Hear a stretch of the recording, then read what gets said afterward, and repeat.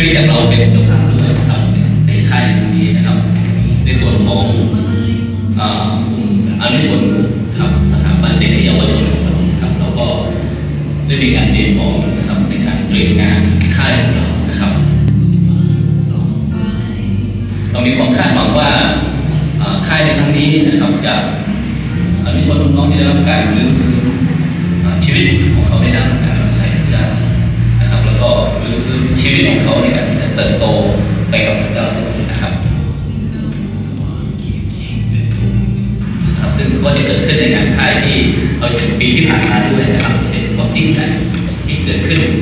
ในกิจกรรมต่างๆนะครับซึ่งเราเต็มใจที่จะมอบให้กับทุกคนที่มาในงานค่ายเขาได้รับพระพร